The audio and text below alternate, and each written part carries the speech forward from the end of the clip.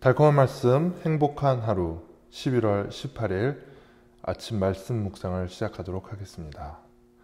오늘 우리가 함께 나누실 하나님의 말씀은 역대하 15장 1절에서 19절까지의 말씀입니다. 하나님의 영이 오뎃의 아들 아사랴에게 임하심에 그가 나가서 아사를 맞아 이르되 아사와 및 유대와 베냐민의 무리들아 내 말을 들으라. 너희가 여호와와 함께하면 여호와께서 너희와 함께 하실지라.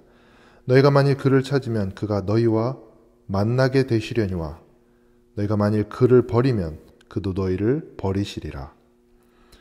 이스라엘에는 참 신이 없고 가르치는 제사장도 없고 율법도 없은 지가 오래되었으나 그들이 그 환난 때에 이스라엘 하나님 여호와께로 돌아가서 찾음에 그가 그들과 만나게 되셨나니 그때 온 땅의 모든 주민이 크게 요란하여 사람의 출입이 평안하지 못하며 이 나라와 저 나라가 서로 치고 이 성읍이 저 성읍과 또한 그러하여 피차 상한 바 되었나니 이는 하나님이 여러 가지 고난으로 요란하게 하셨음이라. 그런즉 너희는 강하게 하라. 너희의 손이 약하지 않게 하라. 너희 행위에는 상급이 있음이라 하니라.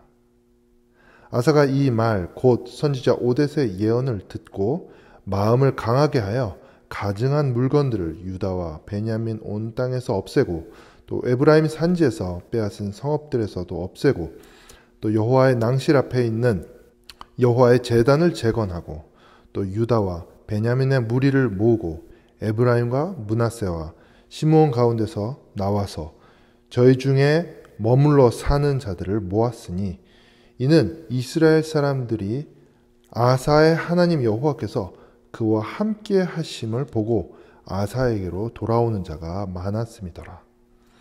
아사 왕 제15년 셋째 달에 그들이 예루살렘에 모이고 그날에 노력하여 온 물건 중에서 소 700마리와 양 7,000마리로 여호와께 제사를 지내고 또 마음을 다하고 목숨을 다하여 조상들의 하나님 여호와를 찾기로 언약하고 이스라엘 하나님 여호와를 찾지 아니하는 자는 대소 남녀를 막론하고 죽이는 것이 마땅하다 하고 우리가 큰 소리로 외치며 피리와 나팔을 불어 여호와께 맹세하매 온 유다가 이 맹세를 기뻐한지라.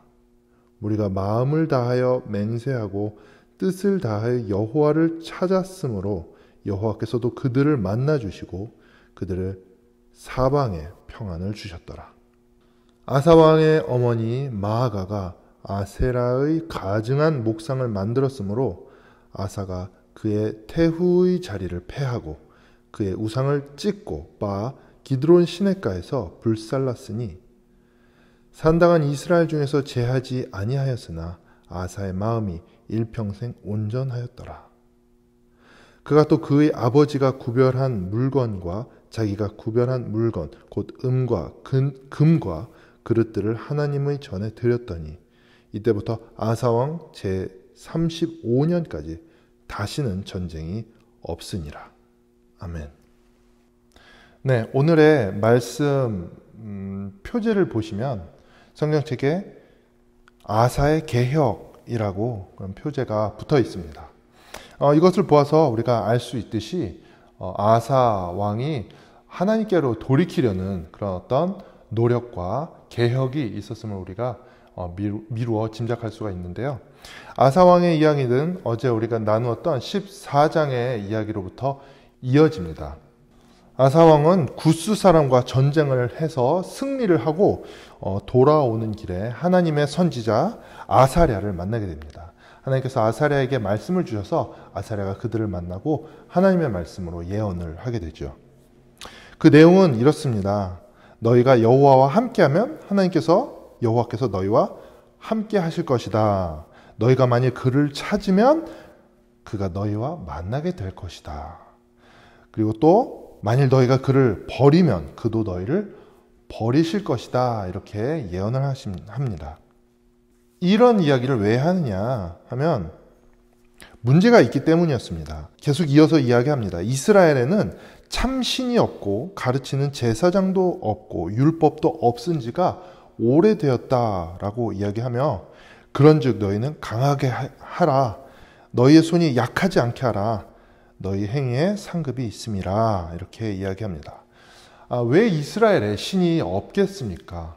어떻게 가르치는 제사장이 없을 수 있으며 율법이 없을 수 있겠습니까? 하지만 이스라엘은 잘못된 지도자들로 인해서 그들이 하나님을 찾지 않고 이방 신들을 드리고 하나님 외에 또 다른 많은 이방 신들을 함께 혼합하여 섬기면서 그들의 신앙은 점점 하나님으로부터 멀어져 갔던 것이죠. 그렇게 해서 하나님에게서 떨어진 민족들은 어떻게 됐겠습니까? 그들에게는 계속적인 어려움이 있을 수밖에 없었던 것이죠. 그들은 계속해서 이런저런 곳에서 행복을 찾고 안정을 찾지만 그들에게는 안정과 평안은 없었던 것입니다. 아사 왕은 이 아사랴의 예언을 듣고 바로 실행에 옮깁니다. 그래서 하나님과의 언약을 갱신하는 이야기가 여기서부터 나오는데요. 오늘 우리 말씀 8절에서부터 그 이야기가 나옵니다. 먼저 아사 왕은 그 나라 안에 있는 가증한 모든 것들, 이방신들, 우상 숭배를 했던 그런 모든 것들을 제거하기 시작합니다. 그리고 사람들을 예루살렘에서 모아서 그곳에서 하나님 앞에 그 언약을 갱신하는 그런 제사를 드리게 됩니다. 이때 아사왕 15년 3월이라고 되어 있고요. 예루살렘에 모여서 소 700마리 그리고 양 7,000마리를 하나님 앞에 제사로 드리며 하나님 앞에 언약을 합니다. 그들이 마음을 다하고 목숨을 다하여 조상들의 하나님 여호와를 찾기로 언약하고 맹세합니다. 그들의 언약과 맹세가 얼마나 강력한지 13절에 이스라엘 하나님 여호와를 찾지 아니하는 자는 대소 남녀를 막론하고 죽이는 것이 마땅하다라고 동의를 하게 이르기까지 합니다.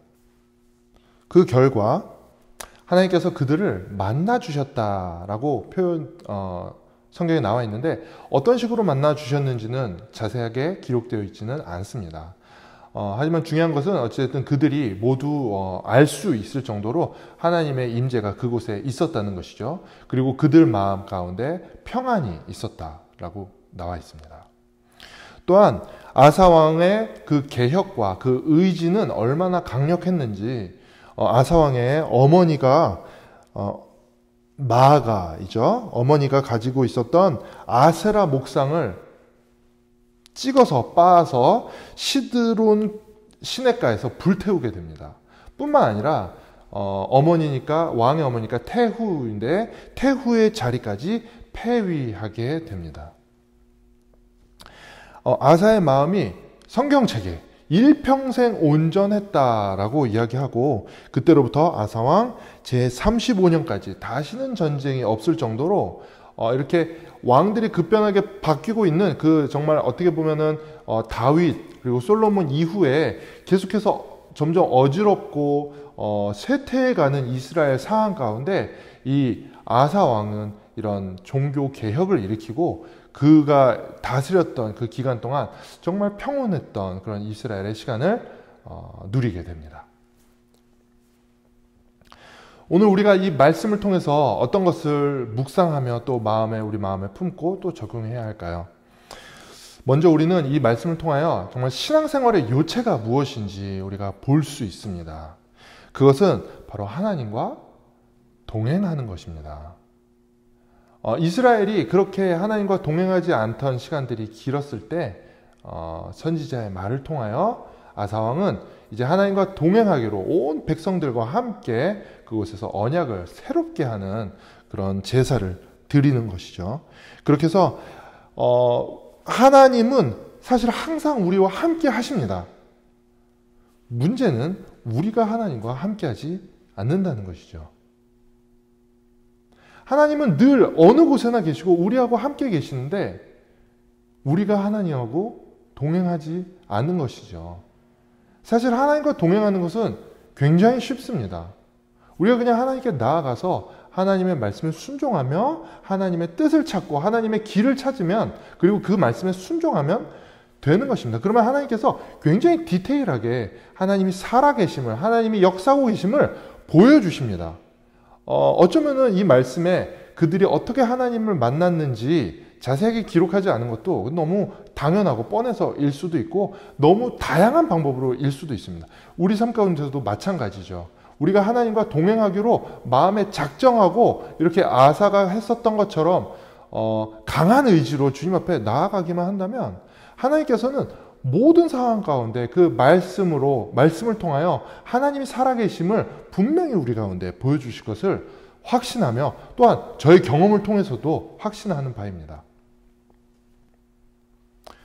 그런데 한 가지 중요한 것은 우리가 그렇게 하나님을 만나고자 할 때에는 우리 모든 것을 걸어야 한다는 것입니다.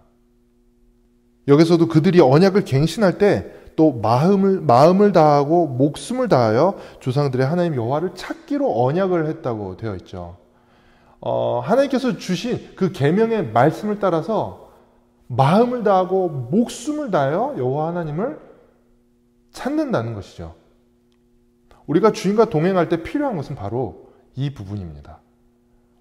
얼마나 우리의 마음 가운데 그 소원함이 절실한지, 이것이 전심인지, 그래서 우리의 마음을 다하고 우리의 목숨, 우리의 생명을 다해서까지 주님을 찾고 그분과 동행하기로 하는 결단과 의지가 우리에게 필요하다는 것이죠. 우리가 주님을 만나기 위해서 필요한 또 한 가지는 회개입니다. 회개는 그 방향을 돌이키는 것입니다. 그 방향을 돌이켜서 하나님께로 나아가는 것입니다. 이스라엘이 그동안 하나님을 향하여 가지 않고 우상 숭배를 하고 있었던 그 모든 행위들을 이제는 돌이켜서 정말 모든 우상들 이런 것들을 모두 다 제거해버리는 그런 작업이 분명히 이들에게 있었던 것을 오늘 우리가 말씀을 통하여 볼 수 있습니다. 그러므로 우리도 마찬가지로 우리 정말 주님과 동행하기 원한다면, 하나님과 정말 생생하게 그렇게 동행하는 것을 경험하기 원한다면 여러분 우리 삶을 자세히 돌아봐야 한다는 것이죠. 그래서 우리 삶 가운데 주님과 동행하지 않는 그런 정말 가증한 것들, 하나님께서 미워하시는 것들이 우리 안에 어떤 것이 있는지 돌아보시기 바랍니다. 여러분 분명히 아실 거예요. 내 삶 가운데 이것이 죄인 줄 알면서 그냥 여전히 유지해오고 있었던 것들, 이런 것들이 바로 오늘 여기서 말하는 그런 우상 숭배와 같습니다. 이런 것들을 정말 완벽하게 제거하고 그리고 주님 앞에 마음을 다하여 그리고 목숨을 다하여 나아갈 때 주님께서는 우리를 너무나도 환영해 주시는 것이죠. 세 번째 우리가 생각할 것은 바로 이것입니다. 어떻게 하면 우리는 끝까지 우리의 이 신앙을 유지할 수 있을 것인가? 오늘 아사 왕의 이야기에서 우리가 정말 유심히 볼 만한 부분이 있습니다. 그것은 바로 맨 마지막 절 19절. 이때로부터 아사 왕 제35년까지 다시는 전쟁이 없었다라고 이야기하고 있습니다. 그는 그의 그 믿음을 그가 재임하고 있었던 그 모든 기간 동안 잘 지켰었던 것이죠. 우리는 너무나도 많은 경우 정말 그 처음에는 잘 믿었다가 그 믿음이, 그 신앙이 이렇게 곁길로 흘러가 버리는 경우들을 많이 보게 됩니다. 다시 말하면 그만큼 우리는 우리의 신앙을 끝까지 지키는 것이 쉬운 일이 아니라는 것을 우리가 알 수 있습니다. 이것에 대해서 정확한 답은 저도 잘 모르겠습니다. 하지만 분명한 것은 어려운 일이지만 분명히 할 수 있다는 것이죠. 그래서 오늘 정말 아사왕이 이렇게 결단하며 그의 믿음이 투철했었던 것을 우리가 본받아서 오늘 매일매일 우리가 우리의 신앙을 새롭게 하고 개혁하고 그리고 또 이런 강한 결단과 의지로 항상 주님과 동행하도록 노력하는 우리의 모습이 필요할 것 같습니다.